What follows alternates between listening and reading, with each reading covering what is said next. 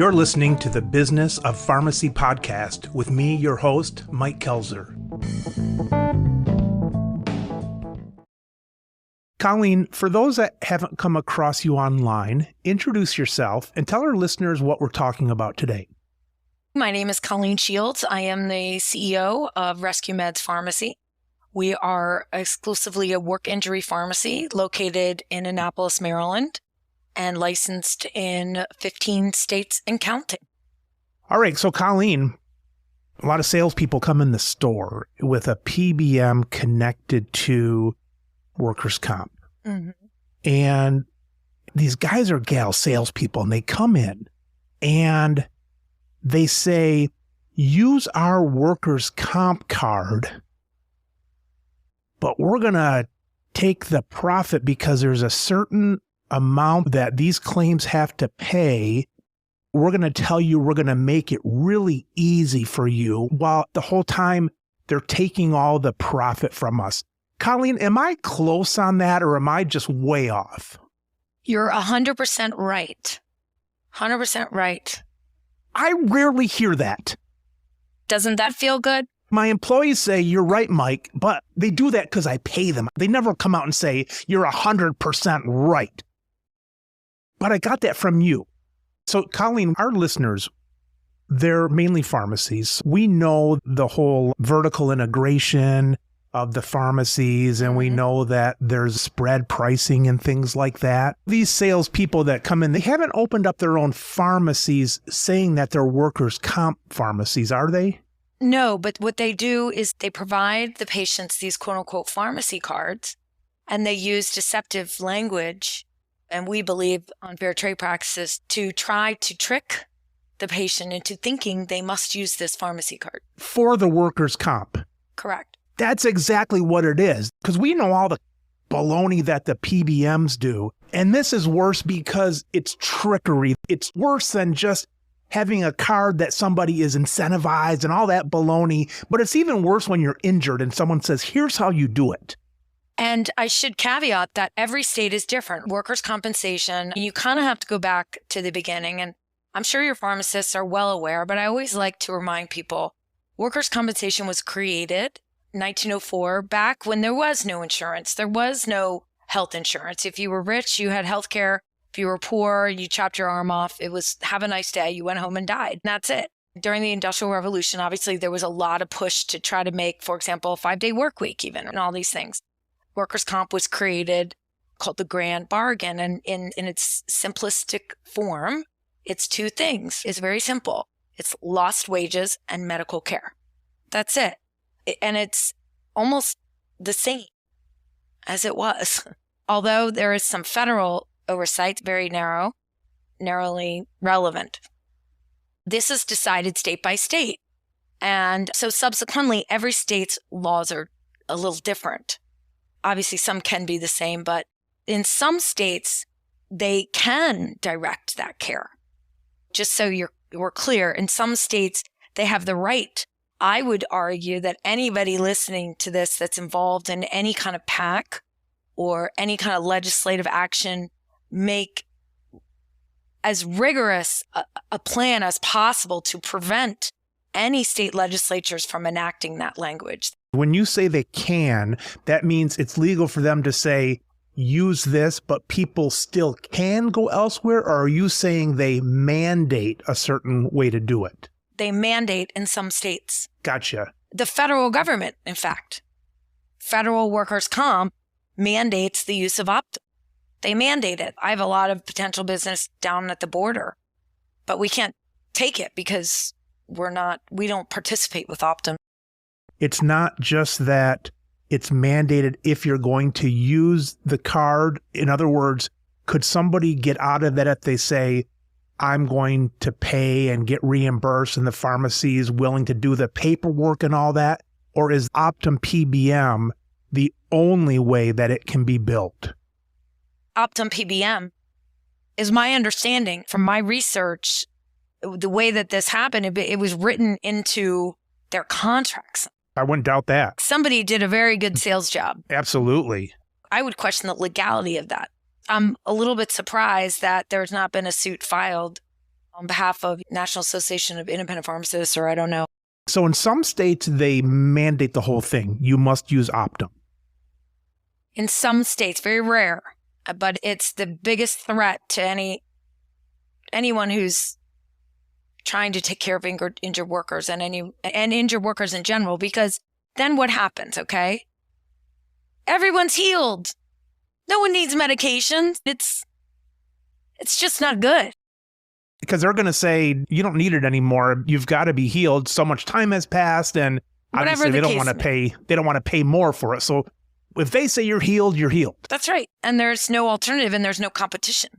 But in the vast majority of states, they do in fact have a choice, despite the trickery and despite these notices, which really are designed to deceive. It's across the board, Colleen, because we've got even a local parish in our area. All of the people from this parish, the priest and the teachers at the school and so on, they all get a letter that says, if you don't go mail order, your copay may quadruple this or that. The hinge word is may. That's not part of it. They just sent this out to scare people, and they say it may happen. So they're going to use any trick. And so in this case, they're giving people the paperwork and they say, you got hurt. Here's who we use. It's got a picture of a person with a broken leg on in a wheelchair and all that kind of stuff. And people think, I can't go anywhere else. I can't go to my own pharmacy and I can't do anything else because this must be where I have to go. But that's not the case. Yes. And it's interesting to me, being as I'm not a pharmacist, I'm a pharmacy owner. And I've been involved in a lot of different types of businesses and things. And normally pharmacists, you all go get a tremendous amount of school with a large student debt, and that's what you do for the whole time. I have a little bit of a different perspective, I think, because I've done other things too.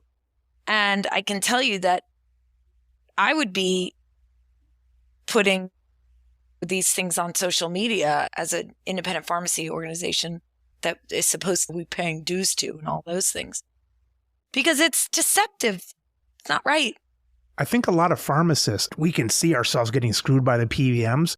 I'm glad for this episode because I think a lot of pharmacists, the average pharmacist doesn't see a lot of workers' comp, and a lot of pharmacies just say no because they had to do it on a paper claim 15 years ago and they got screwed out of $300 as the insurance didn't pay it, something like this.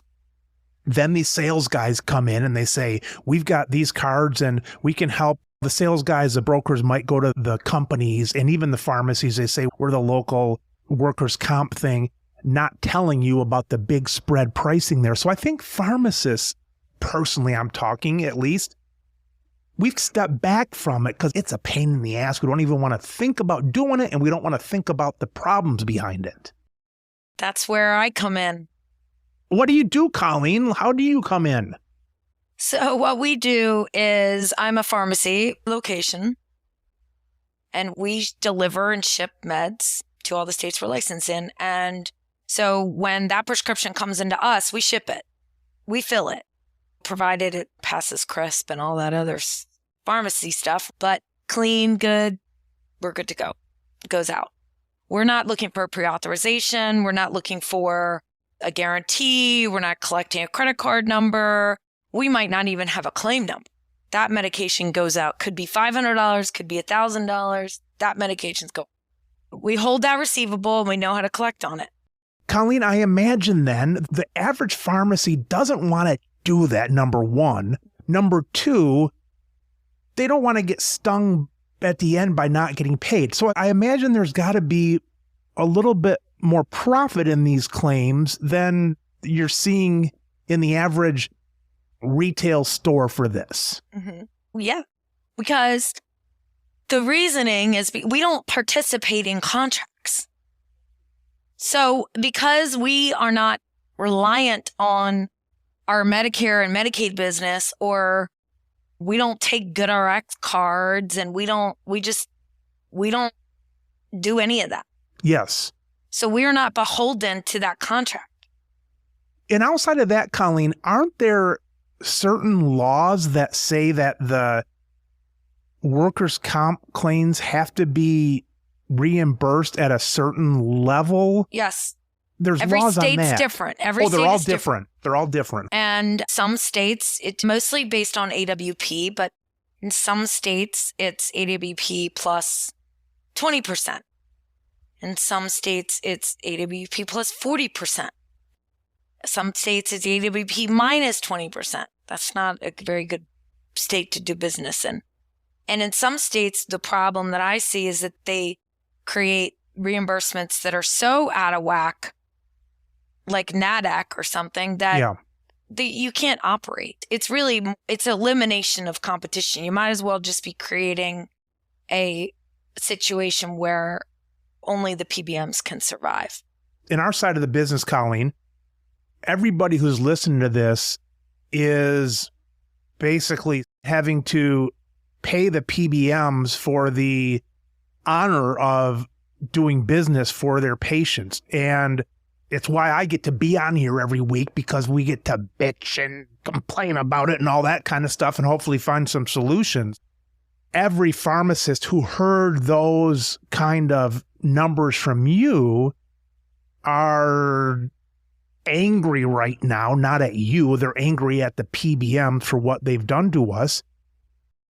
I've got to think, all right, Colleen's making a lot on this, but she has niched herself for marketing and also for professional reasons into an area that you can't take every claim. And so you've got a lot of work to do to funnel that business to you. And if you've done that correctly, and when you do that correctly, you get paid for it. Well, there's that. There's this huge risk. I mean, I have cases where $30,000 outstanding receivable. I mean, but that's what I built my whole business on. And sometimes the cases are lost. Yeah. And then also we can have a compensable case. I have one guy, a PTSD case, and it was deemed compensable. And I think they paid $8. Compensable means that he won his case. He won the case. And we've gotten $8, and I think he's got like $16,000 outstanding. Now we got to hire lawyers. Now we got to go after that. There's a tremendous amount of work. This is not for the faint of heart. The faint of heart. That's another question then, Colleen. Some of these you take up your own legal proceedings, I imagine. Oh, yeah. I have a full-time lawyer on staff. Is he really on staff? You pay this person a ton of money. What would equate to, in many people's mind, a salary. And then I have a whole nother team that does loss mitigation on these cases. What does that mean?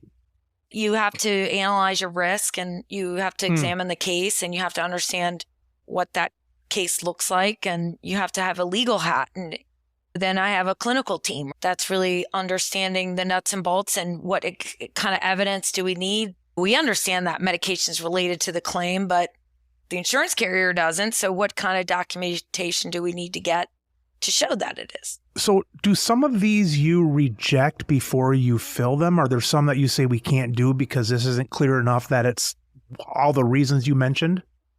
The first script goes out by and large, unless it doesn't pass CRISPR.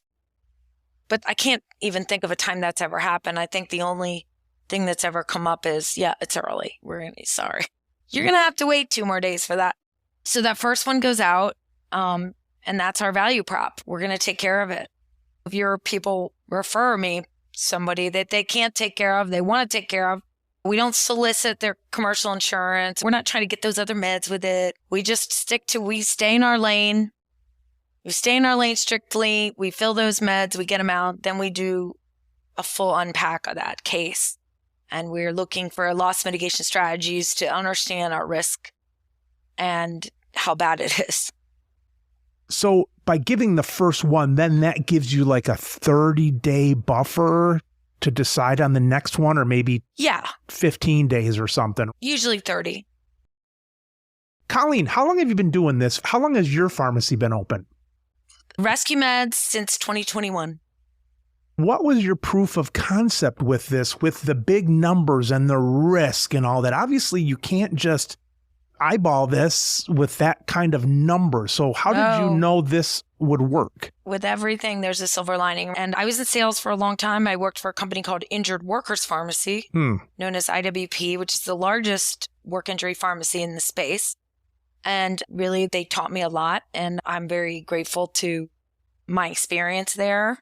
And I left there and I started a company called Public Safety RX, because particularly I am very enthusiastic about public safety. So police, fire, EMT, correctional. And my partners and I separated companies. They kept half and I took half, kind of thing. And I opened in Maryland as RescueMeds. So I did the second company for 3 years and then did this one. So all told, it's been 13 years in the space. So you already had the feel of everything. Oh, I had 5-year projections and I know exactly to the day, exactly how much we need to be filling, exactly what that revenue looks like, exactly the risk, everything to the letter. We do 2 big team meetings a week and everyone is accountable to their responsibility. Did you pick Maryland for a reason? I live here. Oh, you live there. So it wasn't like there was certain laws that really allowed you to take off and kind of things. No, but this is where my marketing network is and has been. And I'm very involved in the community here, in the workers' comp community. My husband's actually an optometrist. So he's like a local celebrity here in Annapolis, actually, but not necessarily in the workers' comp space, although he's been seeing more because my attorneys are always looking for somebody to provide ratings on vision. So he's been seeing some more and he's a very good practitioner. And it's a big, huge risk, but I'm a risk taker. So I was like, okay. Colleen, when you think about things like a lawsuit going in here or a case going in here or waiting for something to happen or waiting for a big claim to see if it's going to come to fruition and all that kind of stuff, is all that risk spread out in your mind? In other words, is that just part of doing the business? Is there any of those that raise above that level? Like, Mike, whenever I have to deal with this or I'm waiting for this answer or something, do any of those get you under your skin more? Or do you just get used to being in the area? I hate attorneys. I can't imagine spending more time with them than I have to. But you just get used to the top risk, or are there any that pop up above that level? From an emotional point of view, I think that I am very conditioned to risk tolerance. I can't really think of a scenario that would necessarily cause me alarm that I've experienced so far. Because it's like, what's the worst that can happen? Because none of it's going to push you out of business kind of thing. But there is some changes coming.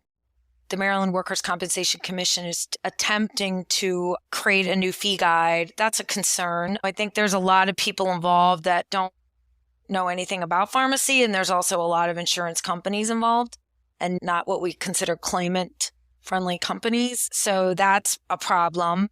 That's really problematic. But like today, for example, I met with actually several important meetings today, but one of them was with the Maryland State Economic Development Committee. So I think that as long as there's like a fair fight, you know what I'm saying? As long as there's a fair fight, almost nothing bothers me. But I sense that things are set up so that we as pharmacy providers and we as advocates for the injured worker don't have a fair fight against some of the biggest billion-dollar companies in the world. And the people that are there to protect us, they're elected, they're appointed by the governor, don't recognize that. Geez, maybe we should listen to our constituency, or maybe we should be a little concerned about our people that put us here. That does really bother me a lot. And that should concern everyone, I think. And I personally feel like, for me, I feel a deep sense of obligation to this business, to my injured workers. We even started a foundation for them because we call them, we say, hey, we just want to let you know that your prescriptions are being delivered tomorrow between 12 and 2. And they're like, I don't know if I'm going to be here because my house is being foreclosed on and the sheriff is coming tomorrow. So we do have a foundation that just recently set up for that, to address those urgent financial needs, patients who are being really not treated well, but the system's not working for them. Colleen, out of your week, what is the hour of the week where you say, I got to do that. This is a pain in the ass this hour. Is there anything like that that you wake up on a certain day, maybe weekly, maybe monthly, where you say, this is a pain in the ass, this part of it? Oh, gosh, this happens so often. I'm not a math or science person, but I am knee deep in spreadsheets all the time, and knee deep in with accountants and bookkeeping and data integration.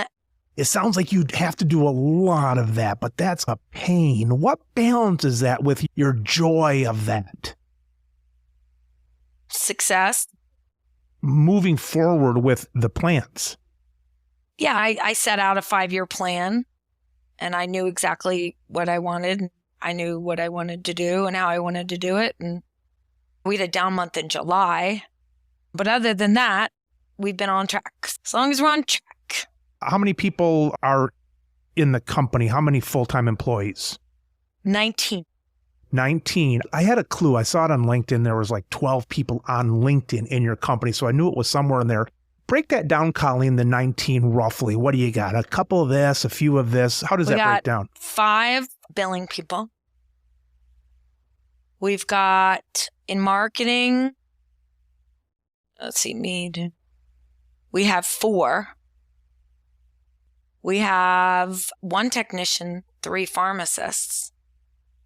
We have 2 admin staff, float, implementers. And then I have off payroll, but provide services, bookkeeping and accounting and legal and all that stuff.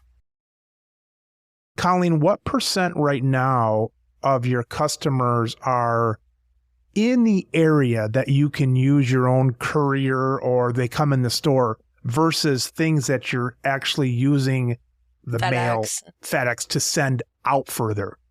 Probably 80% is in Maryland. The area. I don't know if I'm necessarily delivering that. We have a couple routes that we do. It's generally within a 60-mile radius, but we deliver all over Maryland. We dispense to patients all over Maryland, but so I don't know what percentage of them are actually through the delivery drivers. We have 3 delivery drivers. What % are actually coming into the store? Any or some? Less than a half. If somebody is nearby, like they work, like we have one fellow who worked across the street. It was funny because he didn't use us because he worked across the street. He used us because he was recommended to use us. And then we're like, oh, you're right across the street. I did do COVID testing during the height of that. And so people would come in then, and they can come in. We offer that sometimes, but mostly it's delivered. Colleen, I imagine, I know I saw on your website, there's some of the states where you do and some you hope to do and so on. Is that your growth where you would have one pharmacy and everything would come out of there and you would do it as far as you could go? Yes. Look, it's the most cost-effective approach. I'm open to always other ideas and things like that. But look, there's a lot of business to be had in a lot of different places. Imagine if you opened up something outside of an Amazon warehouse, I don't know, or something with significant amount of injuries. It might make sense, but then you have to relicense a whole nother facility. It's reinspect. I mean, it's just, ugh. A pharmacy like yours, your game plan, you have to funnel it into you because you're specialized. Yes. We're not like, oh, foot traffic. Colleen, how close, let's say that you had to only pull from a certain area, where do you think, I'm just going to say like a break-even point kind of thing, where do you think you could remain in business with at least some profit if you had to pull back? In other words, you couldn't survive as a business if you were only able to pull customers from your block. And you probably can't do it with 10 miles. Not that you want to, but how close could you be to make it work? I don't know about me, maybe 80 miles or something, but for your listener, they'd have to understand how much workers' comp business is in that. How many injuries do you have in that area? And these are available. You can find this data on workers' comp websites of each state. They are required to publish data. So yours might be 80 miles, but if you're in the middle of Wyoming, it might be different. Exactly. Or if you're in New York City, it's going to be different. Exactly. And then not only that, you have to have favorable laws in the state that actually care about the injured worker. But I would say in terms of just the semantics of it, Philadelphia probably could survive with Philadelphia because it's heavily populated. It's got a significant amount of construction work and other work of that nature that's very dangerous. I don't think that I would do anything unless I knew exactly what that return looked like. I think that would be a mistake. For example, like there are some areas where filing a claim, there's certain shame attached to it. Workers are supposed to be tough. Look, there's shame, there's bullying, there's a sense that malinger, there's a really big fallacy out there that injured workers are faking or something. And not to say there's nobody that takes advantage of the system, but really, I saw that 11% of all fraud is among insurance carriers. And less than 2 is patients, injured workers. So it's just very difficult. How far could your business go out right now and do okay? Still survive? Yeah, still survive. I guess 90 miles. 90, 100 miles, something like that. It'd be a significantly different business. How many percent are you going past 90 miles right now? Like maybe 20. But a lot of that has to do with the age of my company. You start here and you go and and like, you know, my rep and myself, we can only get to so many events over a period of time. And as we continue to grow and continue to go to these, then your circle expands and you keep going like that. What's your dream, Colleen, when you started this? I know it's making some dough and I know it's helping the injured and so on, but as far as reach, what were some of the things that you thought about that you'd say, I never really pictured much more than this? It's so interesting because I am not really the type of person that can answer that. I think every goal I have is set to the immediate. So like today, when I'm finished with you, I'll get on my computer and see how many scripts we did. The end of the week, I'll analyze how many scripts we did. The end of the month, and I look at it like really small bite size. And then the end of the quarter, and then the end of the year, and then the phase. There's different phases and a plan. And then did I get to that phase? So everyone I get really excited about. Oh, I got my first 100 patients. Now I got my first 1,000 patients. So if you ask me, what is the last month of the 5-year plan look like? I wouldn't know the answer. I have to look it up. I just know what this month looks like. I know we got to get to, you know what I mean? And if you don't want to grow too fast, you want to have excellent service, you want to have the most premium service available. If you screw it up, you're really in trouble. You want to have a great brand performance. I do have some ideas for other companies, adjunct companies and things. I try to not go too far off of my lane out on that, but other sort of care-oriented companies within the comp space that I'm looking at. We're also looking at cannabis and expanding there as cannabis is becoming more and more relevant in the workers' comp space. I'm really only interested in it as far as the workers' comp space in the medical field. Without giving away your secrets, when you talk about other companies in the comp space, you mean something in this, but not necessarily the pharmacy, some other ways Correct. To help these people. Share as much as you can on that. There's a lot of opportunity out there. There's a lot of things. I mean, think about it. Anything a person needs, okay, that is normally through a baloney like contract of like commercial or government contract, you can provide in comp without that contract. by state mandate in all but, let's say, a handful of states. Give me an example of that, what you just said.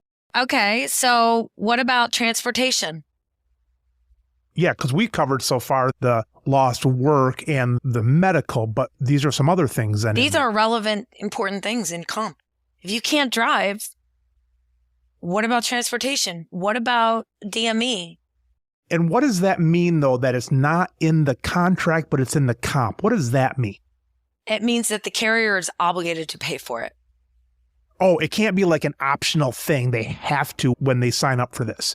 As a provider, as an insurance carrier in the space, you are required to provide that transportation so that your injured worker can get medical treatment. That's a legal mandate versus just something that's optional in these contracts. Yes. And they're also required to provide DME products.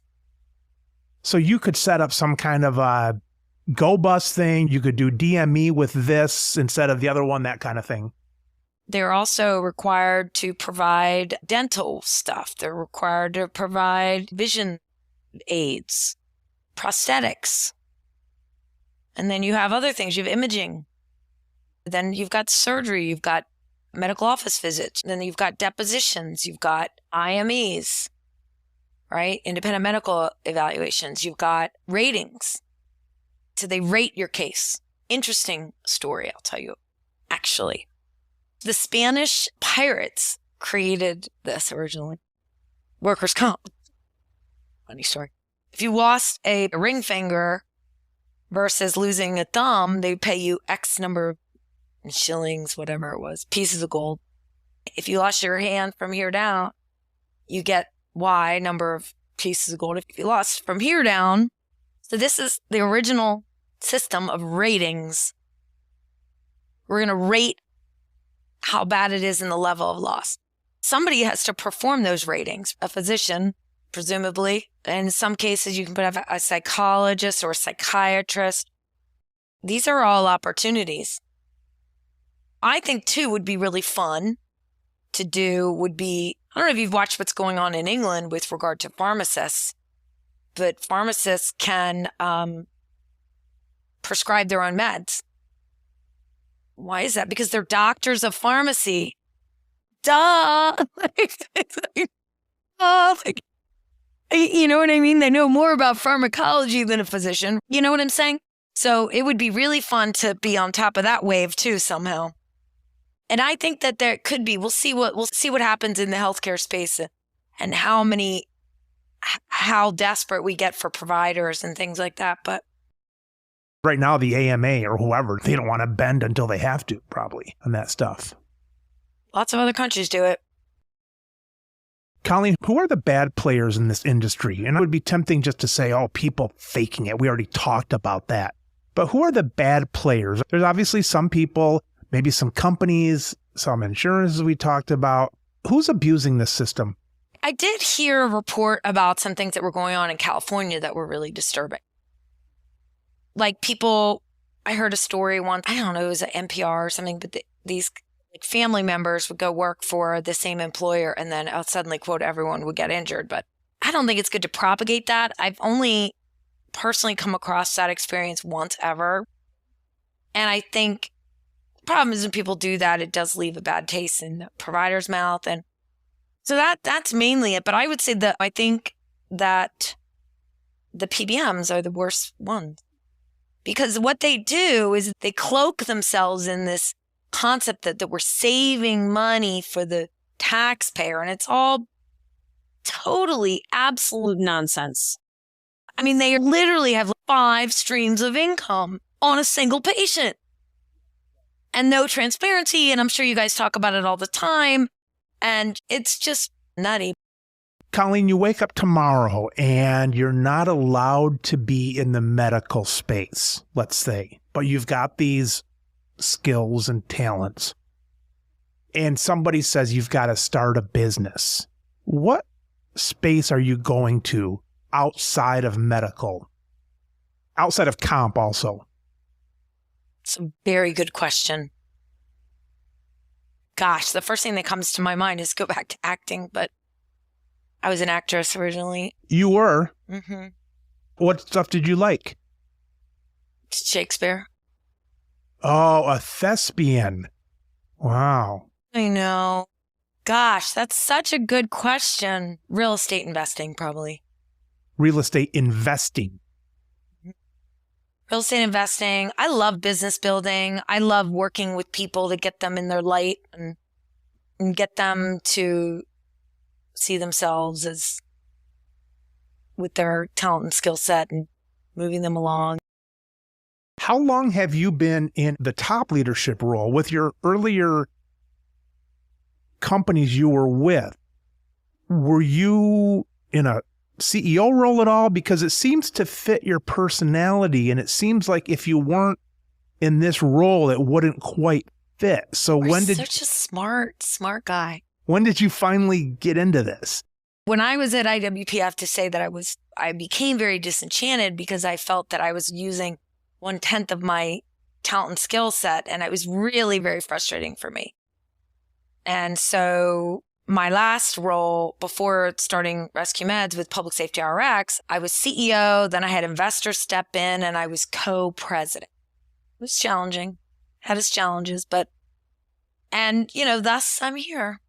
You can let your imagination run wild with that, but it was the best thing. And I'm extremely grateful that there were a few people there that really taught me quite a bit in terms of numbers and planning and implementing and leading. And it was a nice learning transition for me because I shared the risk, like even to my chagrin. Okay. I shared that risk. So what a perfect learning time to share the risk. Now, we absolutely killed it. We were incredibly successful, and the plan that I had originally put in place worked. And so that was my learning ground, and now it's all my risk. I just took exactly what I learned and from the last prior to that, 10 years or whatever, and I implemented it. And we're much faster, much more efficient, have lower days outstanding, higher all of the metrics that you need to know, the cost of goods and all of that, and the write-off margin. Everything was just so much better, and I get to do it my way. And it's funny you mentioned that, Colleen, because I was just going to tell you this is me, but I think you're also stubborn. Are you pretty stubborn? In a good way. I am, but I'm actually oddly flexible on a lot of things. What are you flexible in? And what are you stubborn in? If somebody has like a new idea or a better idea, or they want to improve an idea that I have, I'll listen. But once I say no, it means no. How many kids do you have? 4. How old are they? 23, 21, 19, and 17. And is that true with them too? When you said no, you mean no? No, not as much. I didn't think so. I'm sort of a softie when But the business, you get to play that way at least. At least somebody listens to me. That's right. Like earlier when you said I was 100% correct. I don't get that with my employees, but at least they have to say you're correct, and at least they have to listen to you. They don't have to say I'm correct all the time too. And I tell them all the time, I'm not looking to be right here. I'm looking for feedback. This is the way we've done it. Let's see how it works. I also say, there's a lot of things I say. For example, this is a test. This is a test. In other words, people get this thing in their mind that they have to do it this certain way. And there's so many ways to do it. You just got to get to the end of it. And hopefully the outcome is where you want it. But there's a lot of ways to go about it. And you may think that this thing is going to work. You try and try it. You got to pivot. It's not working. Got to try this other thing because that one didn't work. When do you lose your temper? And I know we're not talking about your kids here now. I won't lose it in front of people. But if somebody does not take my direction as explicitly stated on something that's extremely important, that they know this much about, and I know this much about, and I'm just like, do X, and it's really important that you do X, and they don't do it. George is my husband's like, why are you yelling at me? I'm not yelling at you. I'm just yelling. It gets your dander up, but you do it, you blow off the steam a little bit and then approach it, compose. And think. You're supposed to let your frontal cortex catch up from your lizard brain down there. Base self, yeah. Yeah. That's a good point. It's not always easy, of course, but that's certainly, I try to keep my cool. I'm better now than I used to be. I've always thought maybe the worst of a situation. I'm a little bit better now. The worst. If I had a chance to think, why did someone do this? I would often think they did it for the worst reason. That's all pharmacists. But I wouldn't approach it that way. I would approach it in a more thoughtful manner once my frontal cortex caught up. But I guess it prepared me for the worst situation of them being disrespectful or something. I could prepare myself. It was inside of me if I needed it, because that thought already crossed me, but I didn't show that. But what do you mean by pharmacists, Colleen? Is that how pharmacists are? Yes. Everyone's a drug seeker. I'm like, okay, let's just settle down and unpack it. I was going to say that because I've got someone close to me, a family member, not direct family, but close. And if it wasn't for a guy like that, where I knew his whole history of what his neck problem was from being in a certain construction business and stuff, I've been following his neck problem for 20 years since I met him. If it wasn't for someone like that, I would think everyone was a drug addict. And if it wasn't for someone like so-and-so, I would think every workman's comp was a lazy ass this and that. And I can't help it. It's like in my radar. You guys are trained like that at school, I think. How? To look for cheaters? To think everything is the worst, because the board of pharmacy will think everything is the worst first. And then, so you have to presume everything is the worst until you know it's not. It's crazy if you think about this. Think about this for a second. You have doctors self-dispensing out of their offices. Now, who is doing that? Is a pharmacist in there doing that? No. Is a pharmacy technician in there doing that? No, they're not. Do they have a high school diploma? Are they vetted? Is there a background check? Have they been urine tested? Like, why this double standard? It just makes me nuts. You said what gets me fired up? This gets me fired up. Physicians are trained, and almost all professions are trained, where you have to make a decision, and sometimes it's wrong, but you're making a decision. Pharmacists, though, how traditionally it's been, and I know these things are changing, you don't really make the decision. It's all based on whether it's correct. It's got to be 100% correct. And you're never really putting yourself out there to make mistakes. Physicians make mistakes and everybody makes mistakes, but pharmacists don't make mistakes. And so it's almost like you're the best if you don't make the mistake, but you never even try something that can make a mistake. The way that I look at it and what I tell my people that I speak to in my world, that I call on and I market to, is that we have the highest level clinical team available in the marketplace, bar none. And I can say that with total confidence for the state of Maryland as a workers' comp pharmacy. Okay. And then I say, have you called CVS lately? How long did you wait on the phone? Did you actually get to speak to a pharmacist? I mean, people go crazy about CVS. Look, it's not you guys. It's not the pharmacists out there, the CVS pharmacists. It's the people that are demanding on, by the way, your license. So what I say is to the people I call on is that we have such an incredible clinical staff. And what you don't understand is that the pharmacist and the doctor share the responsibility for that patient. They have a shared responsibility. So we look very closely at our prescriptions and we collaborate and coordinate care in a way that it's just simply not seen in the marketplace. And it's not because pharmacists don't care. It's because they're overworked. And they just simply don't have the time to sit there and scrutinize and say, why are there 3 NSAIDs on this? And we do.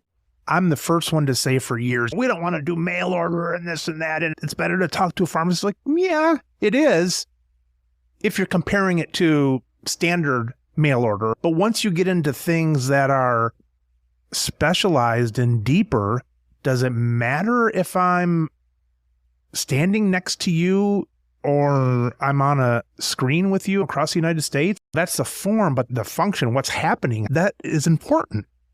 The financial investment into the expertise of pharmacists, I think, has been underrated, and it should no longer be. This is a doctor of pharmacy. I say that. I put it on all the stuff that my pharmacists wear, the name tags and stuff. I make sure that it's on there for them, and he or she shall be respected that way. And trust me, they know a lot more about pharmacology than this physician right here, but they're going to collaborate with them. Okay. And you're going to listen to my pharmacist. You know what I mean? I wish that more pharmacy organizations would push that kind of thing, because I think that community pharmacies are sometimes the only link people have. And I think that the question is, like, how do you utilize your expertise, your education, and your knowledge in a way that maximizes your benefit to the world? You can do that on the phone. You can do that on Zoom. You can do that in person, but how? My thought is that we've got some pharmacists that are way overtrained and some that are properly trained, but I think most are way overtrained. And I think the industry, the profession, it was sometimes a fast one. They pulled on people. It pulled on students. It's like, we don't think that this profession does enough, so we're going to train you more instead of using what you know and try to get paid for that. It was more like, we're going to try to make you more attractive to the community, but you're already attractive with even a smaller degree. I would 100% agree with you, because I think that they put the cart before the horse. Exactly. I love the knowledge, but then they should be able to write. They should be able to have more say. Maybe I think it's a risk adverse. If we pull pharmacists, put them on a Myers-Briggs scale or a Clinton survey scale, I think that most pharmacists are pretty risk adverse, very exacting, very detail oriented. So maybe they wouldn't even want to be pharmacists anymore. Do you think that's a combination of nature and nurture kind of thing? Like, some of those people went into it, but then it also trained them more to do that. And people that were maybe not as risk adverse maybe never even went into it. Yeah. I think that the concept that, like, I'll give you an example. When they did our inspection, the Board of Pharmacy did our inspection. God love you all my Maryland Board of Pharmacy people. You're so great. But just tell you one inane thing. They told me what to expect, but when they were like, everybody gets tripped up on the security system. No problem. She's like, so they tripped it on purpose, of course, to test it. And then they wanted to see a printout from the security company that's monitoring it, sent to us in real time to show that it was tripped. Okay. So we did that for 45 minutes. She didn't like the way it looked. She said it looked different than the inspector. It appeared different than other security companies' printout looked. My point is, that is a top-down thing. I'm sure that this girl didn't initially, like, somebody's been browbeat somewhere to actually be caught up on this. Yeah. Do you know what I mean? Like, what kind of beatings took place to get someone to be like that? Exactly. Colleen, my wife and I wanted a big TV for our fireplace at our cottage. And we went to a store, I won't say the name, but we go to Walmart, and I said, how do we get this TV off of the thing and get it up front? She said, I have a cart, I'll bring it over. So she's like 17 or 18. So she brings this cart over, and there's 6 boxes on the cart, empty boxes, okay?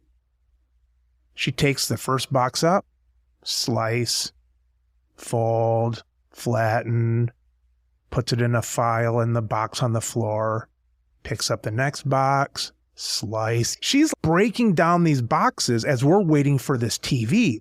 And I joked to my wife, I said, it's not her. It's whoever chewed her out last time for leaving boxes in that area. Exactly. So it's always that. It's who got chewed out by whom. Who's doing the beatings? So I just think there should be some logic, and there should be room for logic in this space. Isn't that ironic that they're bringing their honesty into the discussion when the whole thing is to catch thieves that are breaking into a pharmacy. It's like they're looking at the wrong end. Yeah, it's super bizarre. It's just shocking to me that this is accepted at all, that this kind of thing, like I'm coming in as an outsider in. That's how I see it. And I see this stuff and I see where pharmacists lose their mind on a particular thing. I'm like, this isn't logical. You understand this is not logic. Like, it's going to be okay. And here's a problem too, is when I was out of the pharmacy for a while, I was out a few years before COVID. And so I put one of my pharmacists as the pharmacist in charge. And the problem putting her in charge without having really a financial association, because she was really in charge of the professional rules and things like that. She didn't have money in her mind or efficiency really in her mind. So we would have people waiting for an ungodly long amount of time to get the controlled drugs. So they could count them this many times and then put this in a column and then subtract this and then do all that. And I really didn't blame her. If I was in her position and if there was no connection to finance and I was going to get my ass chewed out or my license is on the line for not doing this correctly, I'm going to double and triple check because there's no association. There's no association of efficiency. It's bureaucracy at its finest. Golly, Colleen, thanks for joining us. And you're a sitting duck for me because I always try to put our guests in a good light. And I thought you were on the side of the pharmacy versus one of these creepy guys that comes in and tries to sell these comp plans to everybody. And I'm glad you're on the light side instead of the dark side. But it was really interesting getting into the middle of that. It's been fun, and I appreciate you having me. And I really want the best for everyone out there. I want the best for your listeners and yourself. And I think there's a lot of ways that we can do this. And I think it's great that you're helping other pharmacies and pharmacists get there. It's really generous of you. Colleen, how do they find you online? RescueMeds.com. All right, Colleen, keep it going. Thanks again. Thank you so much.